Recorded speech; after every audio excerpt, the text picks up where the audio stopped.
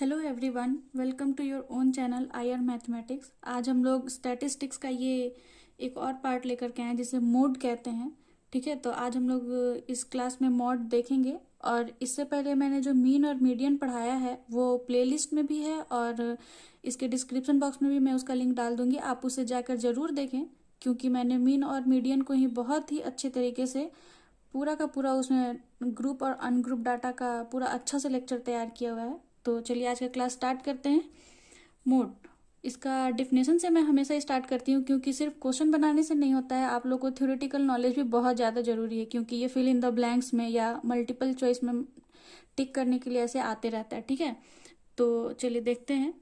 Definition है, the mode is the value that appear most frequently in the data. यानी कि जो हमारा जो डाटा गिवन होता है उसमें जो सबसे ज़्यादा बार जो वैल्यू आता है वही मॉड कहलाता है। ठीक है, इसका सेकंड डेफिनेशन है, द मोड और model value of a distribution is that value of the variable for which the frequency is maximum. Again वही बात है कि जो मॉडल वैल्यू होता है हमारा, उस डिस्ट्रीब्यूशन का मॉडल वैल्यू वही कहलाता है जो मैक्सिमम, जिसका फ्रीक्वेंसी मैक्सिमम होता है। ठीक है, तो मॉड या फिर मॉडल वैल्यू दोनों सेम ही है। आप लोग ये दोनों वर्ड देख करके कहीं घबराएंगे नहीं। ठीक है, सेम है।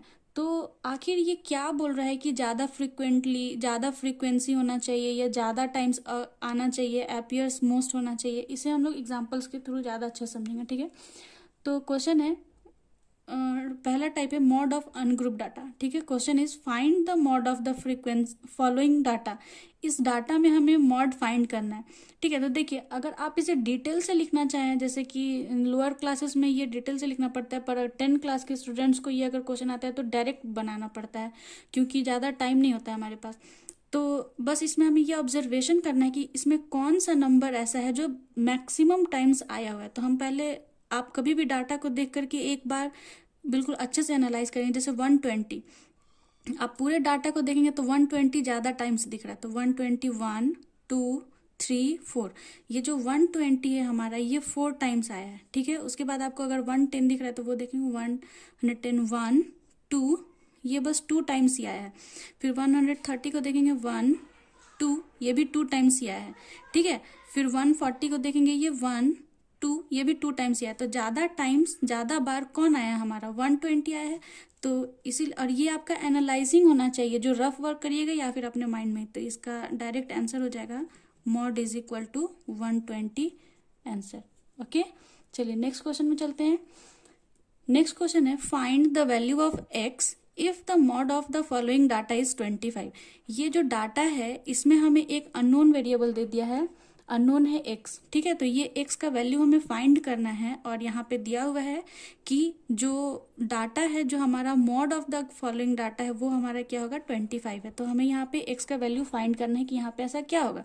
तो इसमें थोड़ा सा करना पड़ेगा हमें, क्या कि देखिए कि सबसे ज़्यादा बार कौन सा डाटा आया हुआ है। तो सबका एक बार लिख लेंगे या फिर आप मन में भी कर सकते हैं, ये प्रैक्टिस से आपका बहुत जल्दी हो जाएगा। जैसे 1 2 3, ये 3 टाइम्स आया है। 20, 1 2 3, ये भी 3 टाइम्स आया है। 25, 1 2 3, ये भी 3 टाइम्स आया हुआ है। फिर 18 है यहाँ पे, 1 2 3, 18 भी हमारा 3 टाइम्स आया हुआ है। 14 है, 1, बस 1 टाइम्स इसको छोड़ देते हैं। 15 हो चुका। 25 is already we have done. 18 is done. 16 भी 1 टाइम्स आया, तो कोई जरूर नहीं। तो देखिए यहाँ पे क्या दिया हुआ है कि जो एक्स का वैल्यू फाइंड करना, और दिया हुआ है डाटा इज 25, यानी कि जो एक्स का वैल्यू है ये 3 है। यानी कि हमें बताना है कि 25 ही है जो सबसे ज़्यादा बार आया हुआ है। तो ये तीनों में देखिए, ये तीनों में सब 3 बार आए हुए हैं, लेकिन 25 और एक ज़्यादा आ जाएगा तो हमारा मॉड क्लास यही हो जाएगा, मॉड हो जाएगा। तो वही दिया हुआ है कि मॉड जब हमारा 25 है तो एक्स का वैल्यू बताइए।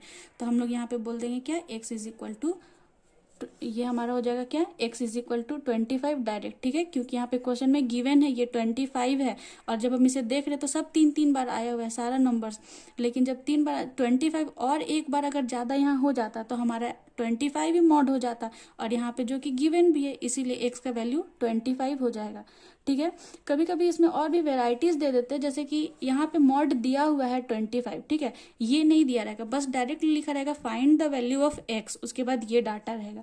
तब क्या करेंगे हम लोग, ऐसे ही यहाँ पे लिखेंगे तो हम लोग क्या देख रहे हैं, तो उस वक्त आपको जरूर कोई एक नंबर कम रहता है। जैसे क्वेश्चन ऐसा रह जाएगा, मैं लिख करके बता देती हूँ। क्वेश्चन,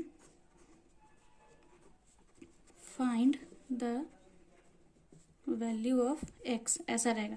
और आपका क्वेश्चन रहेगा 15, 20, 25, 15, 25, 10, 25, 17, ठीक है। और उसके बाद फिर रहेगा मेरा एक्स, फिर रहेगा 15, फिर रहेगा 25, ऐसा, ठीक है। तो x का वैल्यू पूछ रहा है और बोलेगा कि x ही हमारा मॉड होगा, ठीक है। ये जो वैल्यू आएगा वही मॉड होगा और x का वैल्यू फाइंड करना है। तो आप सबसे पहले देखेंगे कि यहाँ पे कौन सा वैल्यू सबसे ज्यादा है। तो 15 को देखिए, 1 2 3, 15 हमारा 3 टाइम्स है, ये सब एनालाइजिंग है, ठीक है। ये 3 टाइम्स है।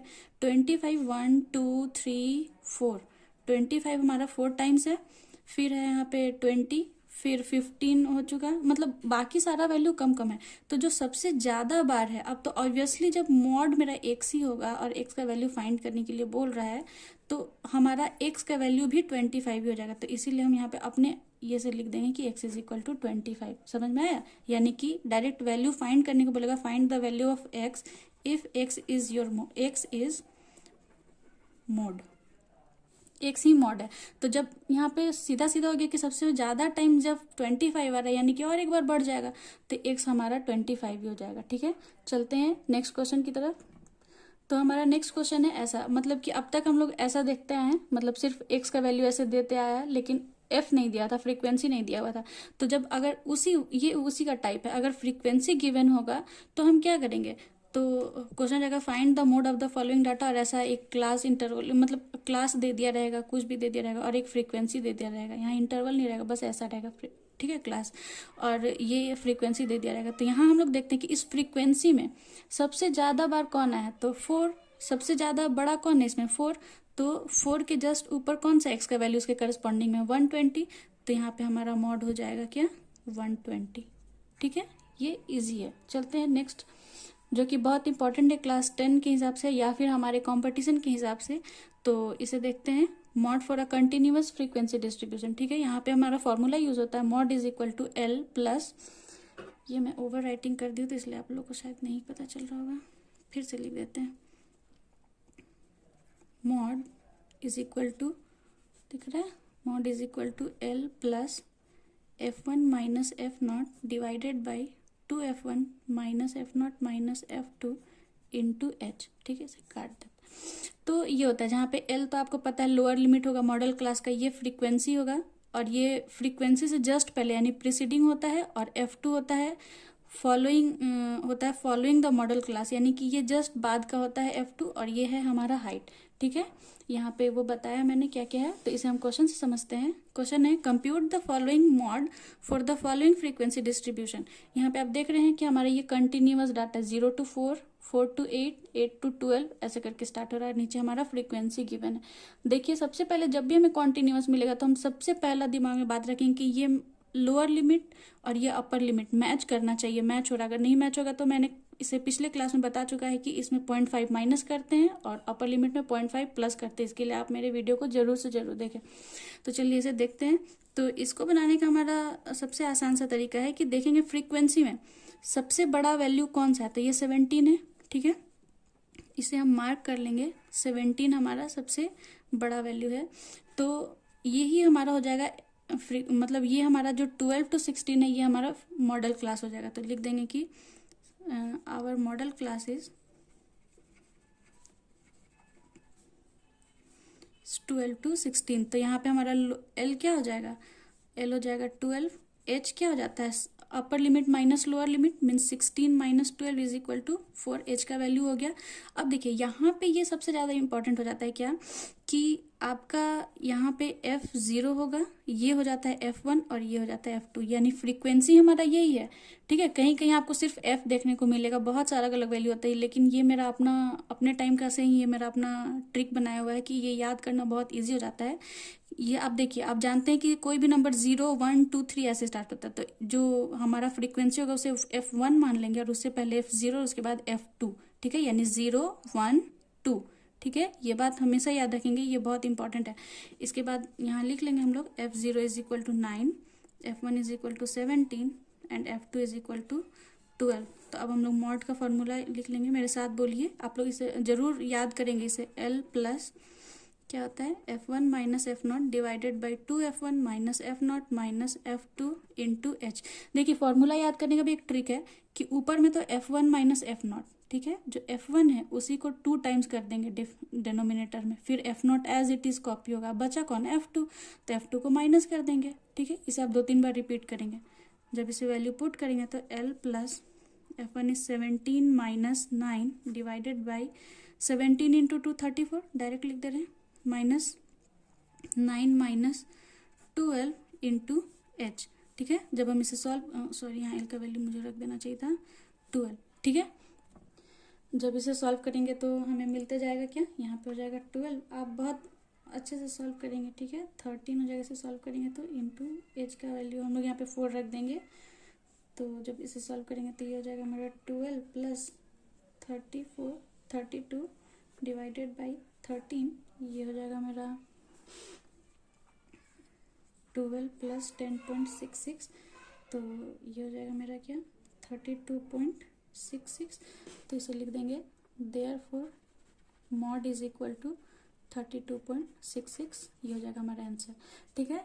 देखिए यहाँ तक हो गया, ये बहुत ही इजी था, लेकिन इसे बहुत इजी भी ना समझें, क्योंकि इसके बाद मैं इस क्लास में आप लोगों को नेक्स्ट क्लास में बताऊंगी कि मीन मीडियन मॉड के बीच में रिलेशन होता है, क्योंकि जब क्वेश्चन अगर एक ही क्वेश्चन में तीनों पूछ दे तो हमारा टाइम टेकने लग जाता है। इसीलिए ये नेक्स्ट क्लास में मैं मीन मीडियन मोड के बीच में क्या रिलेशन है, उस फॉर्मूले को क्या एक और नाम से कहते हैं, ये हम लोग जानेंगे।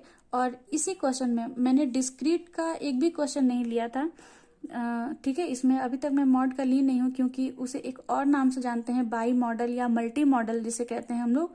तो वो मैं नेक्स्ट क्लास में फिर उसके बाद लाऊंगी।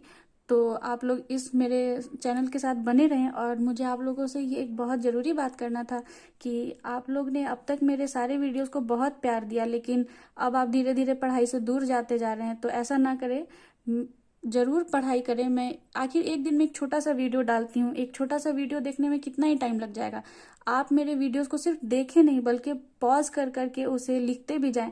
लिखने के बाद फिर कंटिन्यूअस देखें तो आपको बहुत ही अच्छा लगेगा और सारा कॉन्सेप्ट क्लियर होगा। नहीं तो आप सिर्फ बस एक वीडियोस की तरह वीडियो देखते जाएंगे, तो इससे मेरा मोटिव तो पूरा नहीं होगा, क्योंकि मेरा मोटिव है आपको पढ़ाना, आपको समझाना, सिर्फ मैथ याद नहीं करवाना, सिर्फ एग्जाम पास नहीं कराना। ये आपके हर फील्ड में बहुत फायदा करेगा, मेरा यकीन मानिए। आप 10 क्लास के बाद जितने भी कंपटीशन एग्जाम में बैठेंगे या 12 के बाद, तो ये सब कुछ आपको वापस से मिलने वाला है। तो आप अभी ही पढ़ें, बहुत अच्छे से पढ़ें, ताकि आपका हर सपना पूरा हो। तो उसके लिए नोट्स बनाते जाएं पॉज कर करके मेरा, और फिर उसके बाद वीडियो कंटिन्यू करके नोट्स भी देखें और फिर वीडियो भी देखें। ऐसे पढ़ते हैं वीडियो से, तो ऐसे आप लोग भी पढ़िए। थोड़ा मेहनत ज़्यादा लगेगा, लेकिन कभी भी सफलता शॉर्टकट नहीं मिलता है, आपको लॉन्ग टर्म से चलना ही पड़ेगा। ये आप भी जानते हैं, क्योंकि आप लोग छोटे नहीं हैं, आप बहुत बड़े हो चुके हैं। तो इसलिए मन लगा के पढ़िए, शॉर्टकट के चक्कर में मत पढ़िए, नहीं तो आपका सिर्फ टाइम बर्बाद होगा और एग्जाम के दिन आप लोग हाथ मलते रह जाएंगे। मेरा हर बात याद आएगा आपको, इसीलिए मन लगा के पढ़िए, ठीक है। तो अगर कोई भी आपको डाउट होता है या कोई टॉपिक पढ़ना है तो कमेंट बॉक्स में ज़रूर बताइए मुझे, मैं और भी अच्छे से लाऊंगी सारे वीडियोस आपके लिए। और जब आप अपना प्यार दिखाते हैं लाइक व्यूज़ करके कमेंट करके, तो मुझे अंदर से मोटिवेशन आता है। इसलिए ये ज़रूर करें, ताकि मैं बहुत ही मन लगा के आप लोगों के लिए पढ़ाऊँ, ठीक है। तो अपना बहुत ख्याल रखिए और मन लगा के पढ़िए, ठीक है। जब तक के लिए गुड बाय, जय हिंद।